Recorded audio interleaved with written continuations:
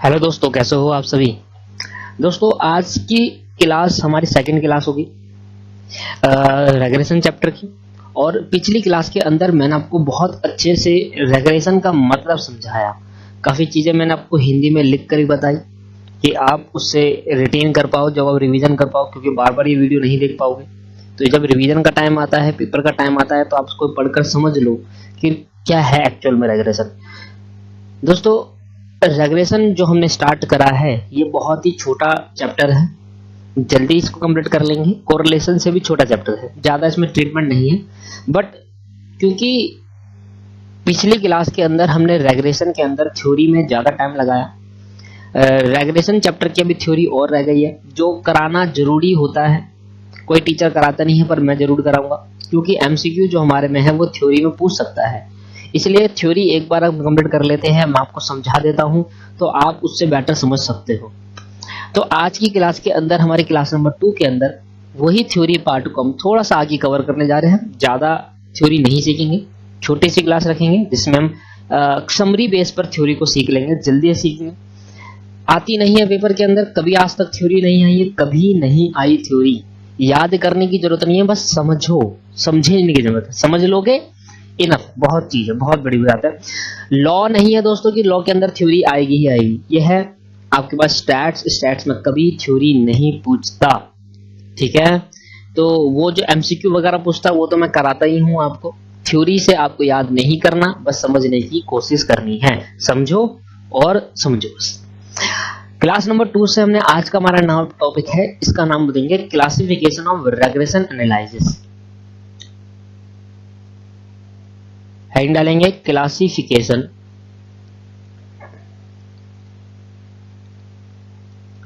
Of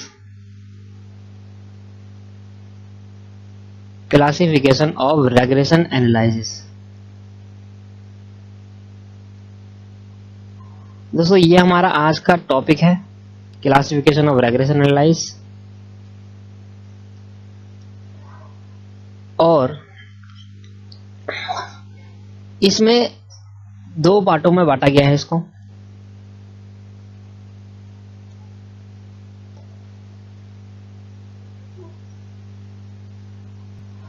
दो part में बांटा गया है रेग्रेशन क्लासिफिकेशन को। पहला पार्ट का नाम है change in proportion. Change in proportion.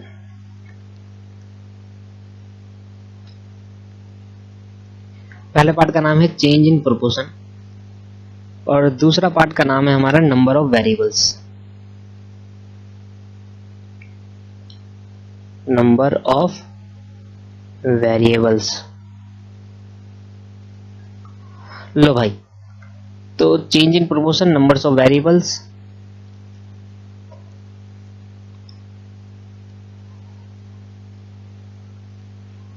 Further इसके और पार्ट हैं, फर्दर इसके भी और पार्ट हैं, तो हम इसके फर्दर और पार्ट बनाते हैं। चेंज इन प्रोपोर्शन में दो भागों में बांटा गया फर्दर।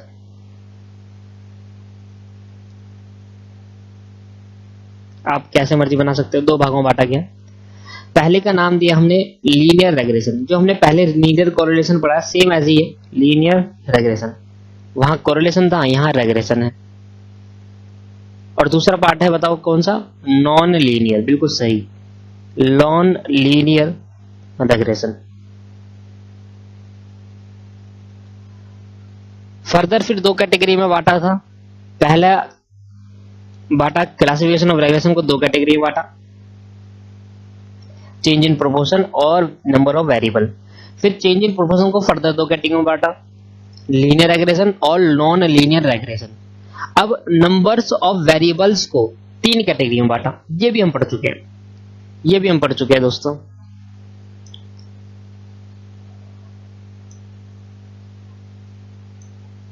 सबसे पहले हमने इसमें कैटेगरी में बांटा जो है वो सिंपल रेग्रेशन है, सिंपल रेग्रेशन। दूसरा कैटेगरी में बांटा पार्शियल रेग्रेशन।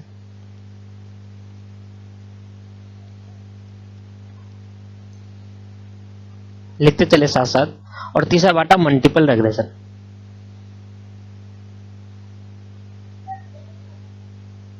रेग्रेशन, ठीक है।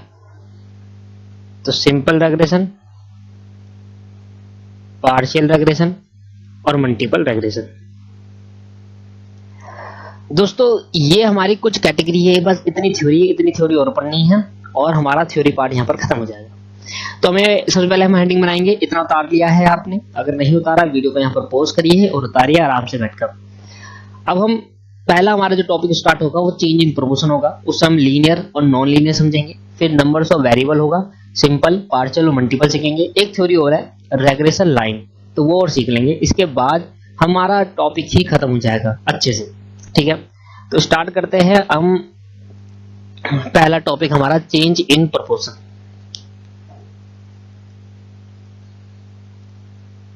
चेंज इन प्रोपोर्शन थ्योरी भी इंपॉर्टेंट होती है समझने के लिए, समझना जरूरी होता है थ्योरी को, नहीं तो फिर हम क्यों कर रहे हैं, क्यों पढ़ रहे हैं, ये हमें नहीं समझ में आएगा। और आपसे पूछ लिया कि भाई रेग्रेशन में लीनियर नॉन लीनियर क्या होता है, आप वैसे भी नहीं बता पाओगे। इसलिए अगर मैं थोड़ा सा आपको गाइड कर दूं, थोड़ा सा आपको बता दूं, तो आप काफी हद तक उसका समझ सकते हो, काफी हद तक समझ सकते हो, ठीक है। अब चेंज इन प्रोपोर्शन के अंदर दो कैटेगरी थी। पहली कैटेगरी थी लीनियर रेग्रेशन और दूसरी कैटेगरी थी नॉन लीनियर रेग्रेशन। तो लीनियर रेग्रेशन पढ़ते हैं पहली कैटेगरी, हेड देंगे linear regression. Linear regression analysis model बोलते हैं इसको, लीनियर रेग्रेशन एनालिसिस मॉडल। तो ये इसका पूरा नाम है।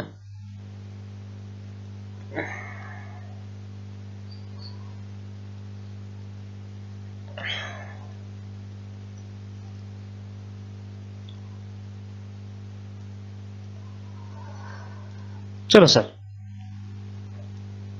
ये लो दोस्तों, मैंने आपके लिए नोट्स को लिख दिया है। ये नोट्स बेस्ट है, बेस्ट। इस नोट को ही आपको फॉलो करना है, बाकी और किसी चीज को फॉलो नहीं करना। अब जरा ध्यान समझिए।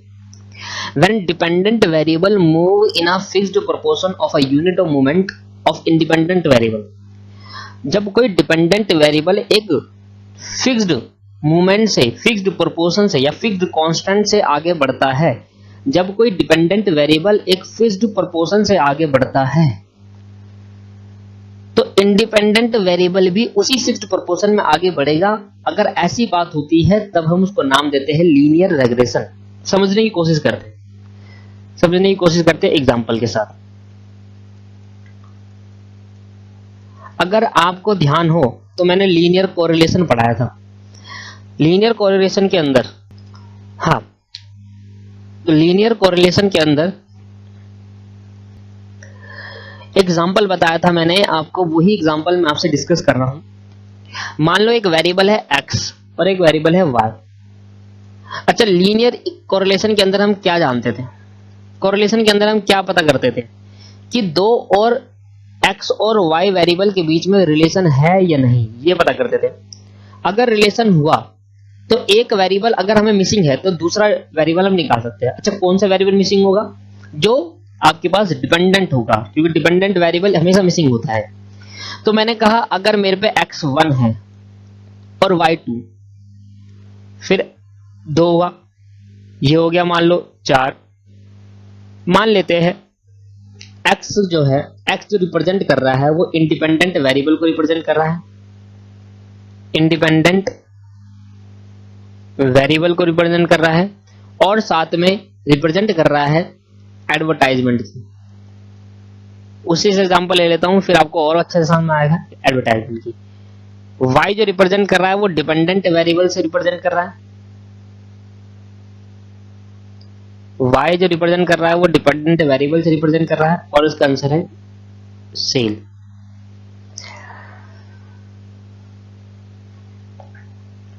तो मैंने कहा एडवर्टाइजमेंट 1 रुपए की कराता हूं तो 2 रुपए की सेल होगी, या 1 करोड़ की कमाऊं, 1 करोड़ की एडवर्टाइजमेंट होगी तो 2 करोड़ की सेल होगी। 2 करोड़ की कमाऊंगा तो सेल 4 करोड़ की होगी, 3 करोड़ की कमाऊंगा तो सेल 6 करोड़ की होगी, 4 करोड़ की एडवर्टाइजमेंट कराएंगे तो 8 करोड़ की सेल होगी, 5 करोड़ की कमाएंगे तो 10 करोड़ की होगी, 6 करोड़ की कमाएंगे तो 12 की होगी। अब आपने देखा कि एक्स वेरिएबल में जो चेंज आ रहा है, चेंज मतलब 1 से 2 में पहुंचने के लिए कितने के चेंज आया, 1 का। फिर 2 से 3 में पहुंचने के लिए कितने का चेंज आया, 1 का। फिर 3 से 4 में पहुंचने के लिए कितने का चेंज आया, 1 का। 4 से 5 में, 5 से 6 में, तो कितने का आया, 1 का। तो आप देखो जो एक्स वेरिएबल में चेंज आता है वो कांस्टेंट से आ रहा है change. Same as it is Y में देखो, वाई में चेंज कितने का आया, 2 का।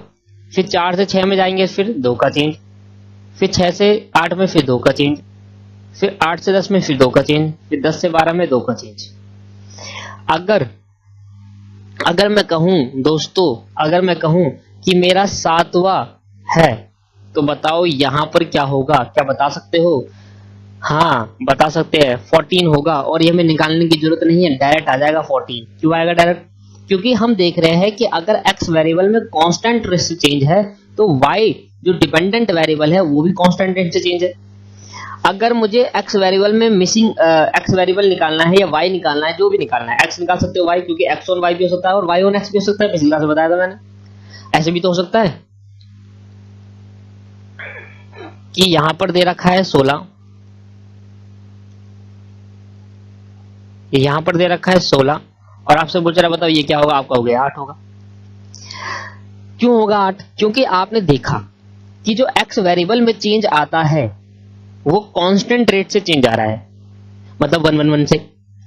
अगर एक वैल्यू से दूसरी वैल्यू में जा रहा है तो 1 ही बढ़ेगा, दूसरे से तीसरे में आ रहा है तो 1 ही बढ़ेगा। अगर y में जो चेंज आ रहा है 2 से 4, हमेशा 2 2 का आ रहा है। तो आपने देखा कि भाई अगर मैं कह रहा हूं कि यहां पर 2 का चेंज है यहां से यहां तक का, तो यहां पर 1 का होगा, इसलिए मैंने ये बता दिया। अगर यहां से यहां तक 2 का चेंज है तो यहां पर 1 का होगा, इसलिए मैंने ये भी बता दिया। तो that is called linear regression analysis. इसमें हमें ज्यादा कैलकुलेशन करने की जरूरत नहीं होती। हाँ, इसका एक फॉर्मूला दिया हुआ है ये। अब ये जो फॉर्मूला है ध्यान समझना, इस फॉर्मूले से हमें कुछ भी नहीं करना।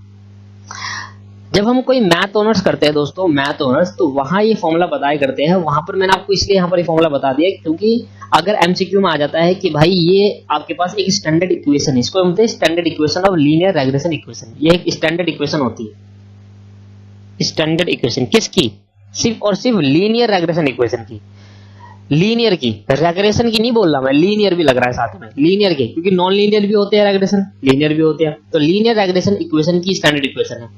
हमें इस इक्वेशन से कुछ भी नहीं करना दोस्तों, हमें बस मैंने आपको दिखा दिया कि y is equal to a plus b x one plus e one. A और बी रिप्रेजेंट कर रहा है पैरामीटर्स को। अगर आप मैथ ऑनर्स करते या आपने 12वीं में 11वीं में डिफरेंशिएशन या इंटीग्रेशन सीखा होता तो वहां पर आपको पता चलता कि पैरामीटर्स क्या है। मेनली यहाँ पर भी समझाने का कोई फायदा भी नहीं। ई को डिनोट कर रहा है रेजिडुअल वैल्यू। मैं आपको बस इसलिए बता रहा हूं, इसलिए आपको दोस्तों बता रहा हूं क्योंकि अगर ये एमसीक्यू में आ जाता है तो बस आप टिक कर सको, वहां पर रीजन देने की जरूरत नहीं होती। हमें इससे लेना देना नहीं है, हमारे सिलेबस के अंदर ये है भी नहीं। आगे हम बात कर लेते हैं, हमें इसकी कैलकुलेशन करनी भी नहीं है। मैथ ऑनर्स जो करता है, वो मैथ ऑनर्स जो होती है उनमें इनकी कैलकुलेशन करी जाती है, ध्यान समझिए। अब मैं इसका डायग्राम बना रहा हूं, तो अगर मैं डायग्राम बनाऊं,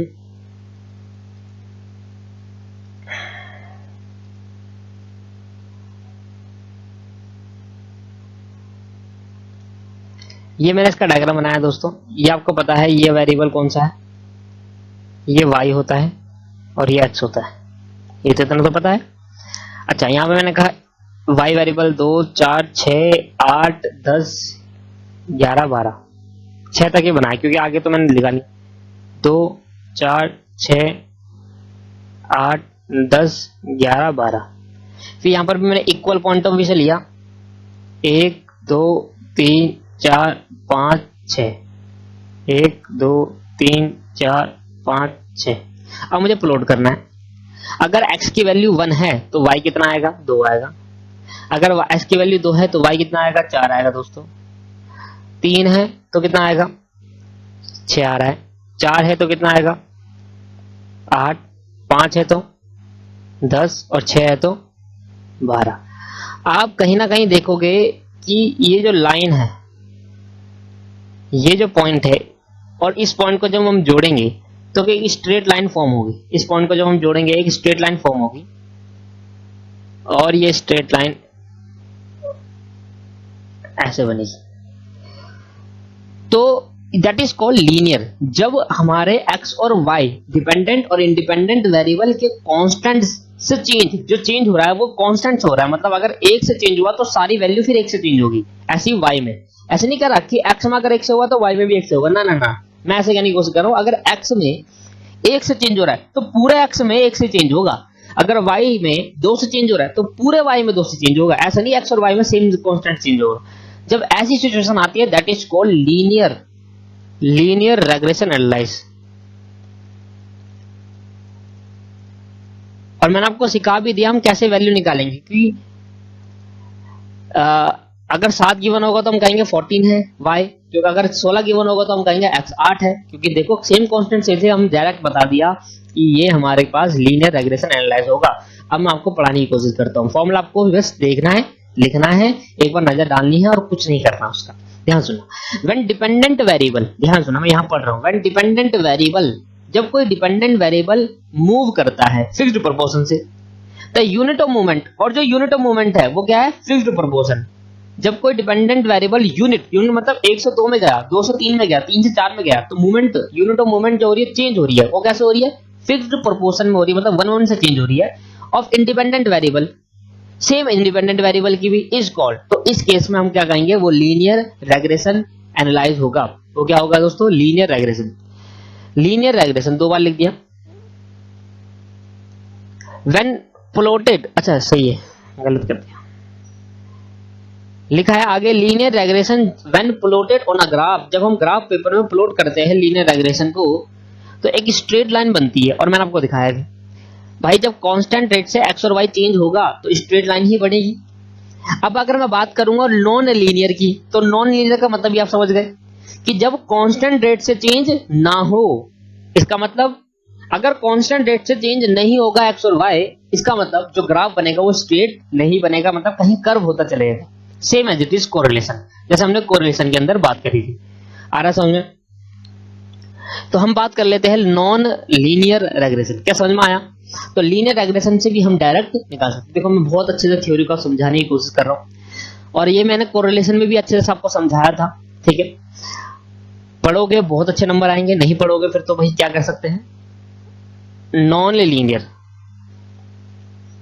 मैं तो अपनी तरफ से आपको पूरी नॉलेज दे रहा हूं, अपनी पूरी नॉलेज मैं आपको बांट रहा हूं।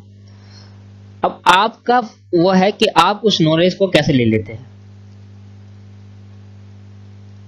नॉन लीनियर रेग्रेशन एनालिसिस, लो जी लो, आपने इतना उतार लिया, इसने उतार लो, पॉज कर लो, यहां पर ये उतार लीजिए और इसी डायग्राम को उतार लेना। बढ़िया सर, अब मैं आगे बढ़ रहा हूं। Linear non linear regression analysis. दोस्तों मैंने आपके लिए नोट्स उतार लिए हैं, पहले आप वीडियो को पॉज करके नोट्स को उतार लीजिए, उसके बाद मैं आगे चर्चा करता हूं इस बारे में। मैंने आपको वैसे ही बताया दोस्तों कि जैसे लीनियर रेग्रेशन है उसमें क्या होता है, जब कोई x वेरिएबल में चेंज आता या y वेरिएबल में चेंज आता है तो वो कांस्टेंट रेट से जब चेंज आता है उसको हम लीनियर रेग्रेशन कहते हैं। अगर कांस्टेंट रेट से चेंज नहीं आया x और y वेरिएबल में तो हम उसको नॉन लीनियर रेग्रेशन कहेंगे। सिंपल। तो इसके लिए कोई फॉर्मूला यहाँ पर बताया नहीं है, सीधा एग्जांपल मैं आपको दे देता हूँ। बहुत सिंपल सा एग्जांपल हम डिवाइड करते हैं। मैंने कहा x और y, इस बार मैंने y वेरिएबल को डिपेंडेंट वेरिएबल रखा है। अच्छा पिछली बार भी y को ही रखा था आई थिंक, हाँ जी। अब जरा ध्यान सुनना, मैंने कहा x 1 से बढ़ रहा है, y 2 से बढ़ रहा है, बिल्कुल ठीक है। x 2 से बढ़ा और y 3 पे आ गया, ठीक है। फिर 2 से 4 हुआ, y 6 हो गया। फिर 4 से 7 हो गया, y 9 हो गया। और 7 से 10 हुआ, y भी 10 हो गया। बस दोस्तों इतना ही ठीक। इसको 10 नहीं रहने देते, 8 करते हैं और इधर करते हैं 10। अब आप देखो चेंज, अब दोनों में चेंज देखना। x से y का चेंज कितना है, 1 का। फिर 2 से 4 में कितने का चेंज आया, 2 का। फिर 4 से 7 3 का, 7 से 8 1 का, है ना। और अगर मैं इसको करूं 10 और यहां पर कर दूं मैं 13, तो आप देखो यहां पर कितने का चेंज है, 2 का। तो आप देखो कांस्टेंट रेट से चेंज नहीं हो रहा है x, तो इसका मतलब y भी अब कांस्टेंट रेट से चेंज नहीं होगा। 2 से 3 करेंगे 1, 3 से 4 6 करेंगे आप, तो 3 हो गया। फिर 6 से 9 करेंगे फिर 3 आ गया। फिर 9 से 10 करेंगे फिर 1 आ गया। फिर 1 से 3 करेंगे 3 आ गया। 1 3 3 1 3, तो कांस्टेंट रेट से तो नहीं चेंज हुआ, तो इसका मतलब ये क्या हो गया, नॉन लीनियर रेग्रेशन। अगर ये नॉन लीनियर रेग्रेशन हुआ, तो अगर मैं कहूं कि अगली वैल्यू मेरी 11 है, तो अगला बताओ यहां पर क्या होगा, नहीं बता सकते। लीनियर में तो पता लग जाता, पर यहां नहीं बता सकते। इसलिए दोस्तों हमें अब आगे इस चैप्टर को और बढ़ाना पड़ेगा ये सीखने के लिए कि नॉन लीनियर रेग्रेशन एनालिसिस में कैसे हम वैल्यू फाइंड आउट करेंगे, इसकी मैं ट्रीटमेंट आपको बताऊंगा। ठीक है दोस्तों, समझ में आता है। हाँ जी, चलो इसका एक अगर मैं इसका डायग्राम बनाऊं तो डायग्राम कैसे होगा, अभी मैं आपको थ्योरी भी समझा दूं जो मैंने लिखवाई थी, वो भी मैं एक बार आपको रीड करके बता दूंगा।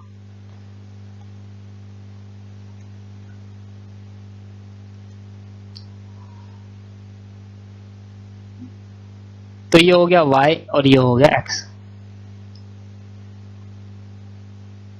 2 4 6 8 10 11 12 13 14, ठीक है सर।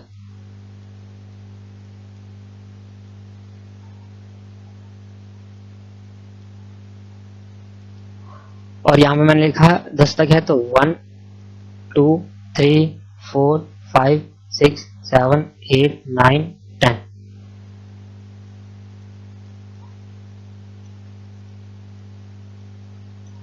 लो जी, अब मैं प्लॉट करने जा रहा हूं। तो पहले x की वैल्यू 1 है तो y कितना है, 2 है, बिल्कुल सही। फिर x की वैल्यू 2 है तो y कितना है, 3, तो 3 में डाल देंगे, बीच में आएगा। 3 है नहीं 4 में है, और 4 के बाद 6 में है, तो मैंने यहां पर 6 में लिख दिया। 5 नहीं है, 7 है डायरेक्ट, और 7 के बाद किस में है, 9 में, तो मैंने कहा 9 कहाँ है भाई, 9 यहां पर होगा 8 और 9 के बीच में।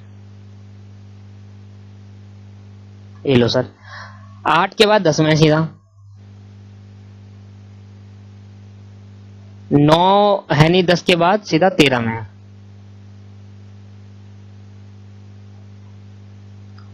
तो सर ये डायग्राम सीधा नहीं बना, ये डायग्राम कहीं ऐसा घूम गए।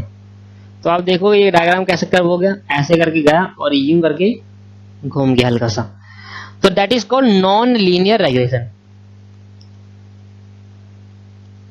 इसको हम क्या नाम देंगे, non linear regression analysis.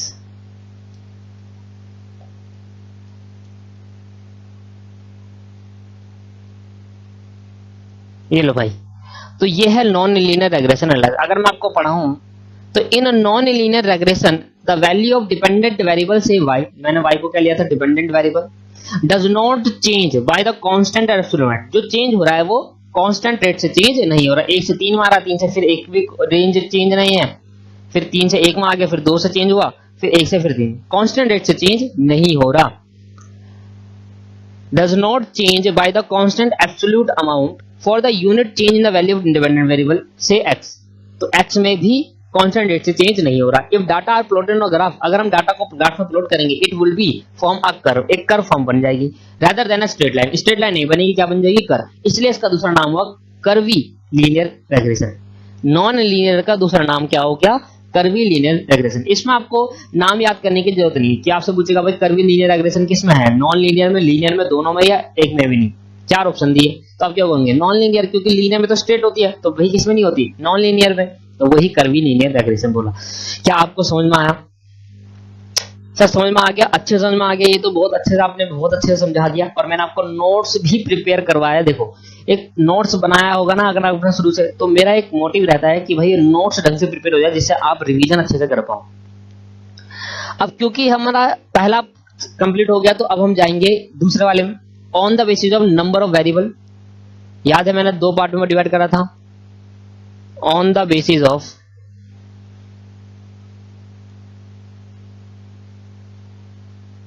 Number of variable, on the basis of number of variable. अब नंबर ऑफ वेरिएबल के बेसिस पे मैंने 3 को बांटा था। अगर आपने ऊपर का चार्ट देखा तो हमने नंबर ऑफ वेरिएबल के बेसिस पर 3 में बांटा था, है ना। तो पहला हमने बांटा था सिंपल रेग्रेशन, तो वही पढ़ते हैं। पहला हम पढ़ेंगे सिंपल रेग्रेशन, और सिंपल है तो सिंपल है, ये भी नाम ही सिंपल है तो है भी सिंपल, सिंपल रेग्रेशन। और ये दोस्तों, ये सारी बात हम कोरिलेशन में पढ़कर आए। मैं ऐसा हो भी सकता था कि मैं ना कराऊं, मैं क्या रहता कि पढ़ लो हो जाएगा, बट नहीं सर, एक क्लास 1 घंटा और लग जाएगा पर अच्छे समझ में आएगा, क्योंकि रेग्रेशन और कोरिलेशन में दोनों में डिफरेंस है। मैंने पहली क्लास में आपको समझाया है। कोरिलेशन आपको बताता है कि रिलेशन दो वेरिएबल के बीच में, रेग्रेशन बताता है कि अगर एक वेरिएबल मिसिंग है तो दूसरा वेरिएबल क्या होगा।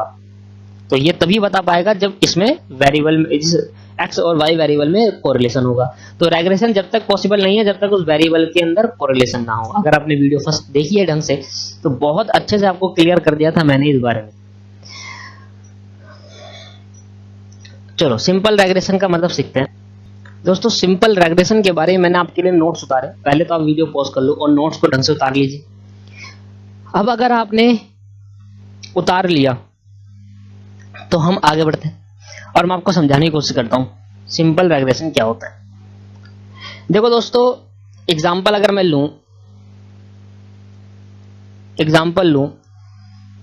तो मैंने कहा डिमांड और प्राइस के बीच का एग्जांपल ले लिया, डिमांड और प्राइस। ध्यान से समझिएगा, कंफ्यूजन क्रिएट ना हो इसलिए ध्यान समझना, क्योंकि जब मैं सिंपल फिर मैं पार्शियल फिर मैं मल्टीपल में आऊंगा तो कंफ्यूजन से क्रिएट हो जाएगी तीनों के अंदर। ध्यान समझिए, मैंने कहा कि अगर इसी प्रोडक्ट का प्राइस, मतलब बनाना मान लेते हैं, बनाना का प्राइस अगर 40 रुपए दर्जन हुआ, 40 रुपए दर्जन हुआ, तो जो डिमांड होगी, जो डिमांड है, डिमांड का मतलब क्या हुआ, मांगने वाले लोग की एक वांट्स है कि हमें अगर 40 रुपए का प्राइस होता तो हम इतने जने खरीद लेंगे। तो डिमांड, तो मैंने कहा अगर 40 रुपए दर्जन हुआ तो 100 लोगों की डिमांड आएगी, 100 लोग खरीदने के लिए आएंगे। अगर प्राइस को मैं 40 से कर देता हूं 50, 10 से बढ़ा देता हूं, तो डिमांड जो आएगी वो कम हो जाएगी या बढ़ जाएगी। ऑब्वियस ही बात है भाई, अगर प्राइस बढ़ाओगे तो कुछ लोग ऐसे होंगे कहेंगे ना भाई हमें नहीं चाहिए 50, हम तो 40 वाला लेंगे, तो डिमांड ऑटोमेटिकली कम हो जाएगी। मैंने कहा भाई अब 80 जने लोग आएंगे। बट अगर मैं 50 से कर देता हूं 30, तो डिमांड एकदम ही बढ़ जाएगी और 150 जने आ रहे हैं, 30 रुपए के केले दर्जन हो रहे हैं, चलो भाई जल्दी से जल्दी नहीं चलते हैं भैया और कहीं नहीं मिलेंगे, बाकी सब तो 50 दे रहे हैं, ये बंदा 30 दे रहा है, केले भी अच्छे। क्वालिटी की बात नहीं कर रहे अभी हम, क्वालिटी की बात नहीं कर रहे दोस्तों, क्वालिटी इग्नोर कर रहे हैं कि भाई क्वालिटी तो फिर तो बात ही होगी, फिर तो अलग अलग प्राइस होगा। तो क्वालिटी तीनों में सेम है, ऐसी बात कर रहे हैं। अब आपने देखा कि जो प्राइस है वो इंडिपेंडेंट है और जो डिमांड है वो डिपेंडेंट है, क्योंकि प्राइस डिमांड किस पे चेंज होगा, प्राइस पे। तो प्राइस अगर मैंने बोला तो ये इंडिपेंडेंट हो गया, वेरिएबल मान सकते इंडिपेंडेंट वेरिएबल। मैंने इसको ले लिया y, और सॉरी इसको ले लिया y और इसको ले लिया x। तो अगर देखा जाए तो x मेरा क्या हो गया, इंडिपेंडेंट, और y मेरा क्या हो गया, डिमांड। डिपेंड हो गया किस पे, डिपेंड ऑन प्राइस, तो हम कह सकते हैं डिपेंडेंट वेरिएबल है। ज्यादा जल्दीबाजी नहीं, आराम से सीखेंगे दोस्तों, ध्यान सुनना। तो प्राइस क्या होगी, इंडिपेंडेंट वेरिएबल, डिमांड क्या होगी, डिपेंडेंट वेरिएबल। अब इसका मतलब ये हुआ कि डिमांड डिपेंड हो रही है प्राइस पर, अगर प्राइस बढ़ गया तो डिमांड कम, प्राइस घट गया तो डिमांड बढ़ जाएगी। बट सर हमने देखा ही नहीं सप्लाई के बारे में, तो हमने सोचा ही नहीं। भाई अगर मैं 1 दर्जन केले 40 रुपए के कर दूं मेरे दोस्तों, तो 100 जने मांगने आएंगे, ये मतलब हुआ ना। अगर 1 दर्जन केले 40 रुपए के कर दूं तो 100 जने मांगने आएंगे, तो आपको 100 दर्जन केले चाहिए। अगर एक, मैं ही मान के चला, एजम्पशन ले रहा हूं कि अगर एक आदमी 1 दर्जन भी खरीदता है तो आपको 100 दर्जन चाहिए, तो आपके पास 100 दर्जन का स्टॉक भी तो होना चाहिए। क्या आपने उसको इग्नोर करा या नहीं करा, आपने तो ध्यान ही नहीं दिया। अगर मैं बात कर रहा हूं डिमांड और प्राइस के बीच में, तो हमने सारा फोकस कहां लगाया, डिमांड और प्राइस में। हमने देखा कि अगर प्राइस 40 होगा तो डिमांड 100 की, प्राइस अगर 50 होगा तो डिमांड 80 की, प्राइस अगर 30 होगा तो डिमांड आ जाएगी 150 जने की। तो ये तो देखा ही नहीं कि सप्लाई है या नहीं हमारे पास। भाई डिमांड अगर 100 की आ गई तो हम उसको सप्लाई दे पाएंगे नहीं दे पाएंगे, ये तो देखो। हम उसको 100 दर्जन दे पाएंगे नहीं दे पाएंगे। अगर डिमांड 30 से आगे, अगर प्राइस 30 कर दिया और डिमांड बढ़ गई 150 पे, तो क्या हम सप्लाई को पूरी दे पाएंगे? नहीं दे पाएंगे। तो सप्लाई को इग्नोर कर दिया हमने, यहां पर सप्लाई को इग्नोर कर दिया। सप्लाई को क्या कर दिया? इग्नोर। अदर फैक्टर, हमने यहां पर सिर्फ 2 ही वेरिएबल लिया है दोस्तों, बाकी अदर फैक्टर को, सप्लाई को इग्नोर कर दिया। जहां हम सिर्फ 2 वेरिएबल के बीच का रिलेशन देखते हैं, that is called simple regression. ओहो अच्छा, तो सर अगर 3 का देखेंगे तो फिर आगे बात करते हैं, तभी तो बनाया पार्शियल और मल्टीपल। हाँ, तो क्या हमें यहां पर 2 का देखना सही रहेगा? भाई अगर डिमांड 150 पे आ जाती है तो आपके पास 150 दर्जन केले भी तो होने चाहिए सप्लाई करने के लिए, तो सप्लाई को तो इग्नोर कर दिया। तो यहां पर कहता है सिंपल रेग्रेशन कहता है when variable study to find out the relationship. अगर एक वेरिएबल हम स्टडी करते हैं, अगर मैंने कहा कि भाई अगर मैं 20 दर्जन कर दूं तो डिमांड बढ़ जाएगी कम हो जाएगी? सर बढ़ जाएगी।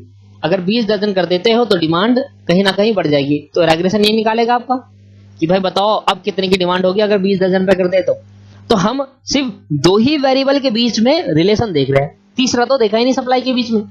तो सप्लाई को यहां पर इग्नोर कर दिया, सप्लाई को यहां पर क्या कर दिया दोस्तों? इग्नोर कर दिया।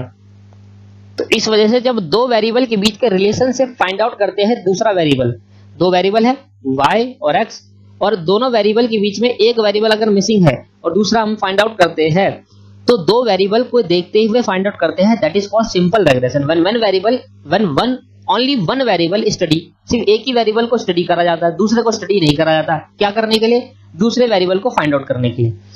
अब मैं इस वैल्यू को निकालने के लिए, ध्यान सुनना, इस वैल्यू को निकालने के लिए सिर्फ क्या देखूंगा, क्या स्टडी करूंगा? सिर्फ 20 को देखूंगा। क्या मैंने सप्लाई को देखा? नहीं देखा। तो एक वैल्यू को फाइंड आउट करने के लिए सिर्फ आप क्या देख रहे हो? सिर्फ एक ही वैल्यू देख रहे हो, सिर्फ प्राइस को देख रहे हो, सप्लाई नहीं देख रहे। तो इस वजह से क्या बोलेंगे इसको? Simple regression. When only one variable, सिर्फ एक ही वेरिएबल आप स्टडी करते हो, मतलब क्या? प्राइस। यहाँ एक वेरिएबल क्या हो गया? प्राइस हो गया मेरे केस में। सिर्फ एक ही वेरिएबल स्टडी करते हो to find the regression relationship. Find क्या कर रहे हैं हम? डिमांड। क्या मैंने सप्लाई को देखा? नहीं। It is known as simple regression. तो एक वेरिएबल को आप स्टडी कर रहे हो, प्राइस को ध्यान में रखते हुए आप डिमांड फाइंड आउट कर रहे हो। क्या आपने सप्लाई को ध्यान में रखा? नहीं रखा। तो that is called simple regression, जिसमें से it is known as simple regression analyse out of 2 variable. 2 variable में से एक डिपेंडेंट होगा, एक डिपेंडेंट होगा, ये तो मैं पहले ही बता था। आगे समझ में?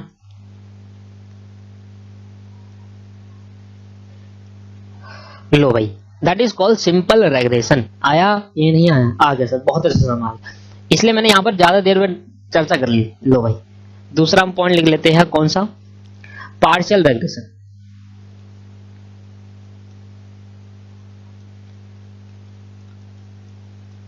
Partial regression. लो दोस्तों, पार्शियल रेग्रेशन के बारे में मैंने आपके लिए लिखा। अब पार्शियल रेग्रेशन समझाता हूं मैं आपको, फिर जाके ये नोटिंग जो मैंने करी है, नोट्स जो मैंने उतारे हैं, ये आप उतारो। और पार्शियल रेग्रेशन का मैं एग्जांपल दे रहा हूं, जब तक आप नोट्स उतार लीजिए, मैं एग्जांपल लिखता हूं। जल्दी से करेंगे नोट्स को। मैंने कहा इस बार डिमांड है, इस बार प्राइस है, और मैंने कहा इस बार सप्लाई भी है। अब मैंने तीनों वेरिएबल ले लिए। अब ध्यान देना जरा, ऊपर देखो, ध्यान सुनो दोस्तों, इधर देखो, ध्यान सुनो। मैंने कहा भाई अब अब मैं प्राइस को करता हूं 40, तो मेरी डिमांड 100 की है और मैं 100 जने सप्लाई कर सकता हूं, 100 दर्जन सप्लाई कर सकता हूं। अगर मैंने प्राइस कर दिया 50 तो डिमांड 80 हो जाएगी, पर मैं अभी भी सप्लाई 100 कर सकता हूं। पर अगर मैंने प्राइस कर दिया 30 तो डिमांड हो जाएगी क्या? 150, मैं अभी भी 100 सप्लाई कर सकता हूं। तो आप मुझे बताओ,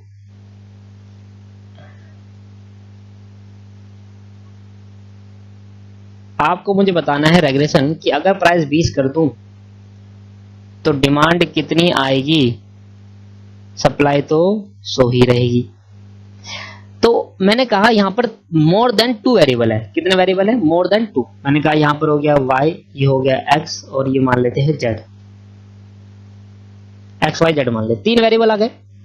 अब मोर देन 3 वेरिएबल आ गए, तो जैसे ही मोर देन 3 आया तो ये तो सिंपल तो है नहीं, तो सिंपल में तो दो ही वेरिएबल होते हैं, बट यहां पर एक कंडीशन ये है कि जो तीसरा वेरिएबल है ये वाला सप्लाई वाला, ये तीसरा वेरिएबल क्या है, कांस्टेंट।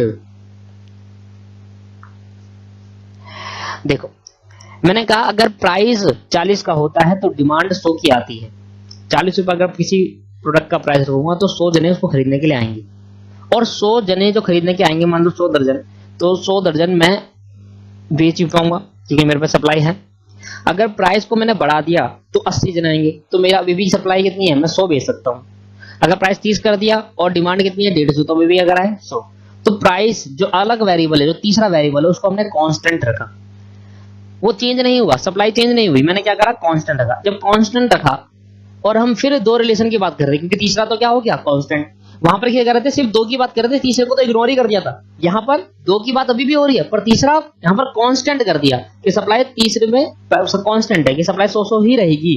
तो ऐसे केस के अंदर जब हम बात करते हैं पार्शियल रिग्रेशन, देखो क्या लिखा है, व्हेन मोर देन 2 वेरिएबल, जब बात यहाँ पर क्या आ गई, 2 से ज्यादा वेरिएबल होंगे, तो मैंने यहाँ पर केस में लिख दिया 3 वेरिएबल आर स्टडी, जब 3 वेरिएबल की स्टडी करते हैं इन द फाइनेंशियलिज्म, बट यहां लगा दिया but the relation of 2 variable analyse सिर्फ 2 का ही करते हैं। स्टडी तो 3 का करते हैं, ध्यान में तो 3 रखते हैं, पर एनालाइज सिर्फ 2 का करते हैं, क्योंकि सप्लाई तो कांस्टेंट हो गई। अब उसका एनालाइज करके क्या फायदा, उसको देखकर क्या फायदा, सप्लाई तो 100 ही है भाई हर केस के अंदर। जब ऐसी बात आती है तो हम वेरिएबल का स्टडी तो 3 की करते हैं, demand price supply, but analyse सिर्फ 2 का ही करते हैं, क्योंकि other variable at a time, एक टाइम पे, एट अ टाइम एक टाइम पर, कीपिंग अदर वेरिएबल कांस्टेंट, क्योंकि अदर वेरिएबल क्या है, जो तीसरा वाला है वो कांस्टेंट है। Such regression are called partial regression. आया समझ में? तो ऊपर वाले में तो तीसरा हमने इग्नोर ही कर दिया था, इस वाले में तीसरा स्टडी तो कर रहे हैं पर कांस्टेंट है, तो इसलिए हमने उसको उस टाइम के लिए वहां पर छोड़ दिया, बाकी 2 वेरिएबल को एनालाइज करा। That is called partial regression. लो भाई आगे सुन जाओ, कौन सा, मल्टीपल रिग्रेशन। लो दोस्तों हम कर रहे हैं मल्टीपल रिग्रेशन, और मल्टीपल रिग्रेशन में आपके नोट्स तान है, और मल्टीपल रिग्रेशन बड़ा सिंपल, आप समझ में आ गया होगा आपको क्या है। मान लो एक ओप्पो का फोन है, और ओप्पो के फोन वालों ने क्या करते हैं, कहते हैं भाई हम 10 करोड़ की एडवर्टाइजमेंट करते हैं तो सेल हमारी हो जाती है 100 करोड़ रुपए की। 10 करोड़ की एडवर्टाइजमेंट करते हैं तो सेल हो जाती है 100 करोड़ रुपए की, पर 100 करोड़ की सेल के लिए उतना प्रोडक्शन करते ही नहीं। मान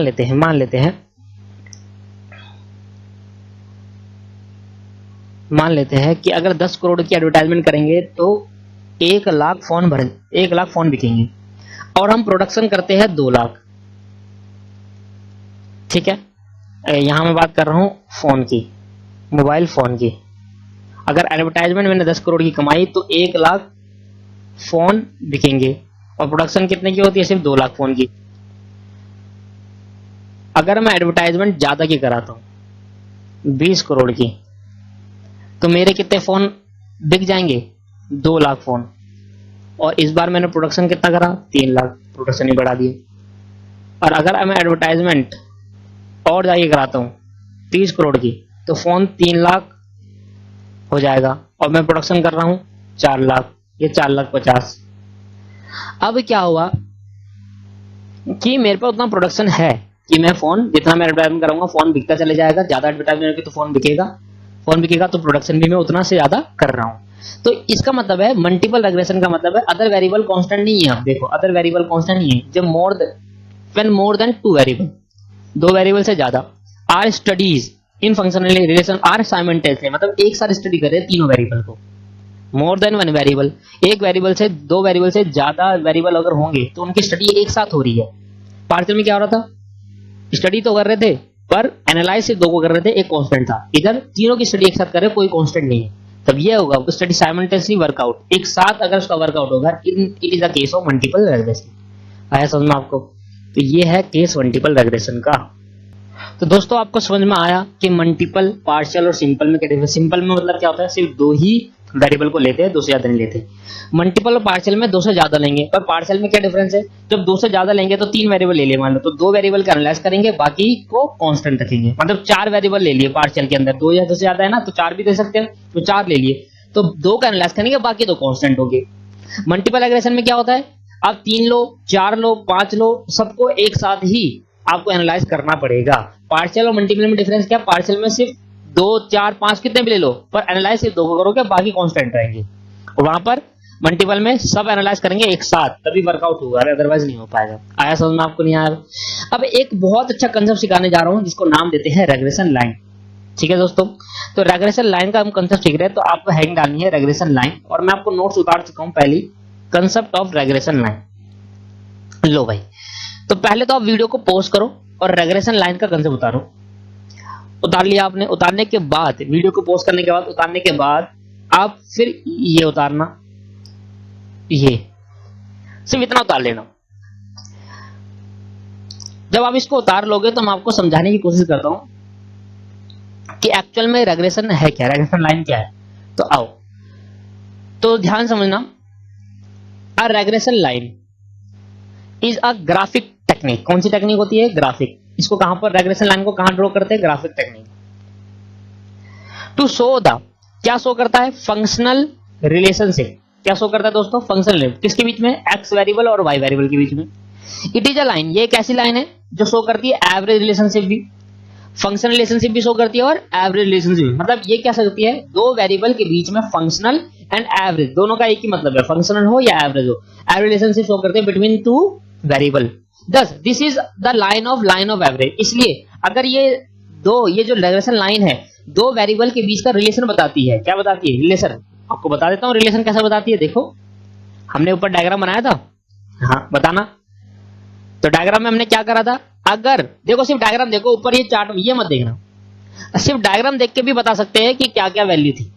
अगर एक था, एक्स की वैल्यू एक है तो वाई दो है, एक्स की वैल्यू दो है तो वाई तीन है, एक्स की वैल्यू तीन है तो कुछ भी नहीं है, चार हैगी तो छह होगा, पांच भी नहीं है, सात होगी तो नौ होगा, आठ होगी तो 10 होगा, और 10 होगी तो 13 होगा। तो यही तो थी वैल्यू। तो फंक्शनल रिलेशन बता दी ना। तो ये लाइन कौन सी होगी? जो लाइन ड्रॉ करी, ये लाइन जो ड्रॉ करी, ये लाइन क्या होगी? Regression line. बट अब मैं इधर मना कर दूंगा, क्यों? क्योंकि रेग्रेशन लाइन जो होगी वो कभी स्ट्रेट लाइन नहीं जाएगी, मतलब कोई, ये हमेशा डॉटेड लाइन होगी। कैसी लाइन होगी दोस्तों? डॉटेड। तो रेग्रेशन लाइन क्या बताती है? दो वेरिएबल के बीच में रिलेशन बताती है, फंक्शनल रिलेशन।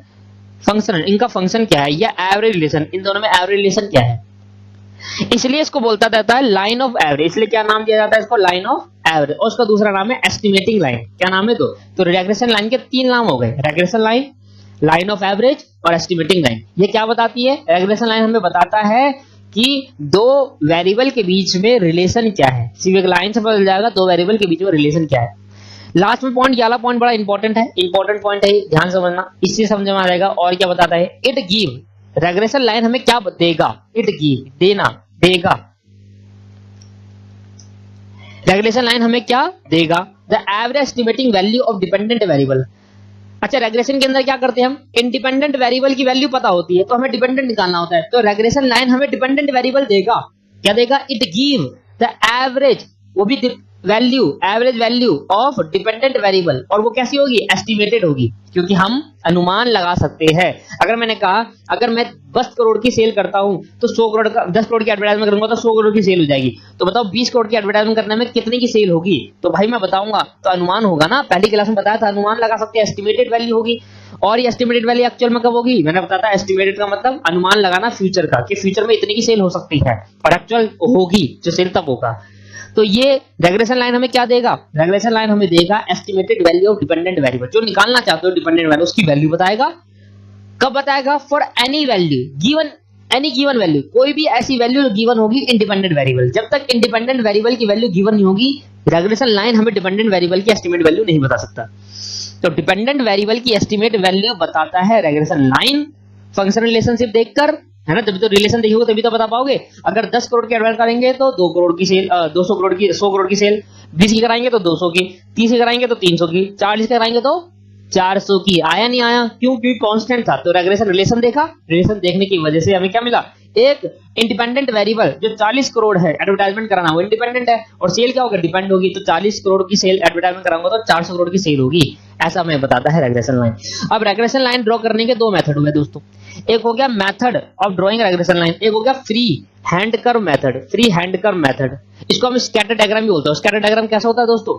Dotted line. एक होता है मेथड ऑफ लीस्ट स्क्वायर। क्या होता है? Method of least square. अब मेथड ऑफ लीस्ट स्क्वायर में लिखेंगे to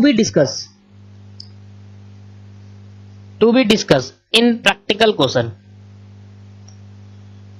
to be discuss in practical question. ये आपको समझ ही नहीं आएगा, थ्योरी बेस है ही नहीं। प्रैक्टिकल क्वेश्चन पे जितने प्रैक्टिकल क्वेश्चन कराऊंगा डिपेंड, वो सारे के सारे किस पे डिपेंड है, मेथड ऑफ लीस्ट स्क्वायर पर।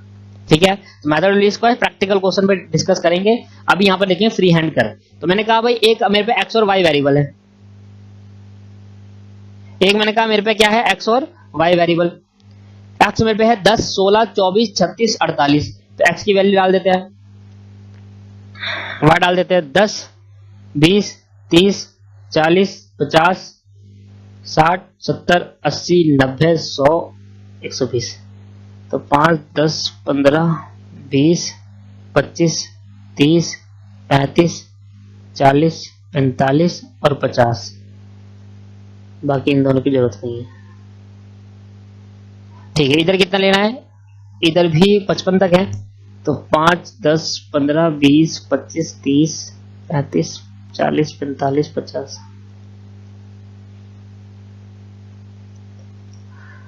5, 10, 15, 20, 25, 30, 35, 40, 45, 50, 55 और 60। भाई वैल्यू प्लॉट करनी है बस, अब डॉटेड लाइन प्लॉट करनी है और क्या करना है, बस खत्म। एस की वैल्यू 10 है और वाई की क्या है 20, ये हो गया एक डॉटेड लाइन।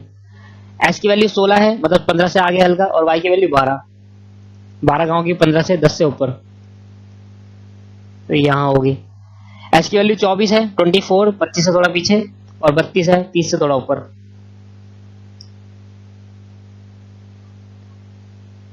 ये एस की वैल्यू 36 है, 36, 35 से थोड़ा आगे, और ये 36 का 40 है, 48 है एस की वैल्यू, यहां पर 50 से थोड़ा पीछे, और 55 है 8 पर।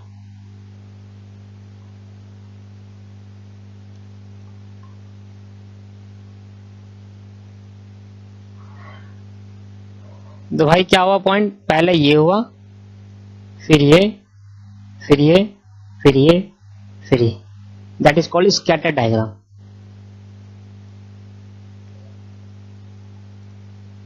या free hand curve, free hand curve का मतलब ये नहीं हुआ कर्व बना देना है, फ्री हैंड कर्व मेथड लिखा हुआ है, फ्री हैंड कर्व मेथड में स्कैटर डायग्राम डॉटेड प्लॉट होगा, कर्व नहीं बनाना दोस्तों, लाइन नहीं खींचनी। आ रहा समझ में, क्लियर होगी बात। लाइन खींच सकते हो, लाइन भी खींच सकते हो, कोई प्रॉब्लम नहीं है वैसे तो, लाइन खींचने में प्रॉब्लम नहीं है, डॉटेड भी दिखा सकते हो, लाइन भी खींच सकते हो, मैं डॉटेड भी दिखा दिया, लाइन भी खींच दी।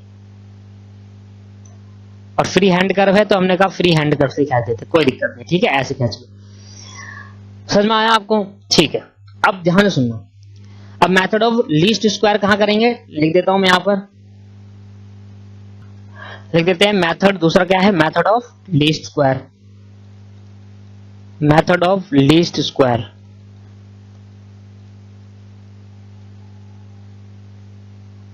Method of least square to be discuss in practical question, all practical question.